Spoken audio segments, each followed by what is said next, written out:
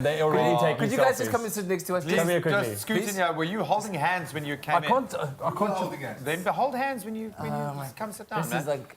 So in an Afro-fusion of East meets Africa, of course, this is a perfect intro for our latest African Fashion International Joburg Fashion Week, honouring Pan-African fashion, global fashion. Yeah, man, putting African fashion on the map, and that's exactly what went down at the recent AFI, the African Fashion International. It was absolutely amazing. Our fashion editors, before we talk to these guys, who's untying what? Are you tweeting? Are you on Instagram or Twitter? Let's just take a look. I'll show you, I was a model there last year.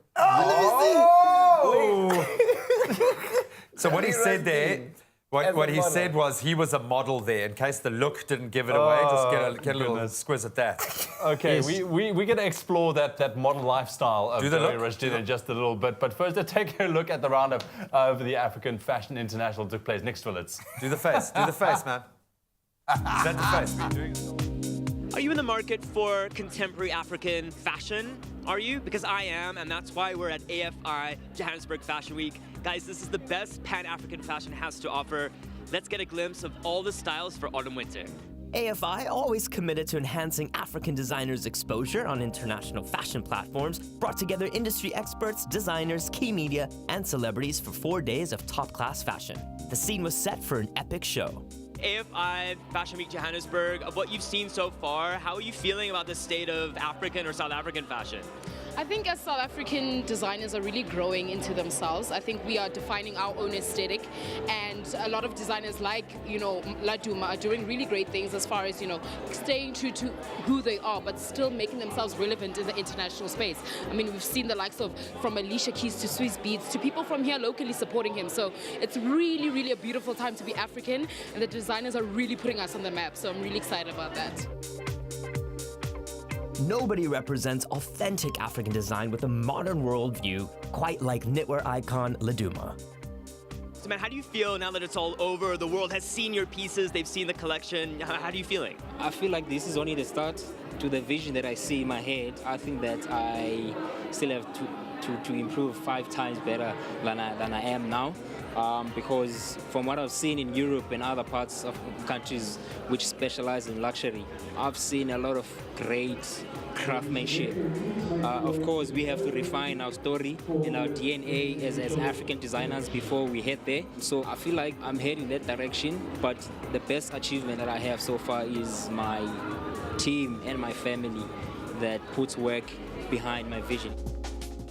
Ora Peleng Madutle's work has A-list written all over it, and this year, his fashion saw him become one of Forbes Africa's 30 under 30 creatives. All right, guys, you clearly shut it down. The level of applause, enthusiasm, encouragement was absolutely amazing. Now that it's all over, how do you feel right now? Are you happy with the result? Very happy with the results, and we're very happy how people received the collection. I mean, because we're very skeptical on how people are going to receive it, because we try to take a new angle in how we do things. Super stoked. Yeah, I mean, it's always overwhelming just to see like the dresses just going down the runway and just seeing all of those moments that were coming together as we were going through the process of making the garments. It has been the year in which women have really empowered themselves, and among those leading the charge are Chesney Williams and Taylor Naguskos. Guys, this is a very interesting time in fashion, particularly for women's, where the whole sort of movement internationally for women empowerment and dressing women to feel confident. How does that interplay, or if it does, in your collection? It definitely does. Like, our woman is somebody that is really powerful, and she has kids, she has a job, or maybe she's just like working and like living up to her dreams, and we want to dress women like that. Very powerful and strong, and they can actually have, their hand in our collection and style it the way that they want to. So we allow women to put their spin on things as well. Our woman is always confident in what she wears, whether it's something casual, dressing it up with heels or dressing it down with sneakers. We dress for every sort of woman, and that's what we love about our brand. Listen, tonight would not be possible without this beautiful lady. I mean, look at this head to toe, flawless. Dr. Precious Moloi-Motsepe, you must be so proud of what's gone down here tonight and for the Fashion Week. Nick, it's been really, really exciting. It's as you know, our theme this year, Afro-Asia. We've seen amazing designers from China. We saw today a Japanese designer.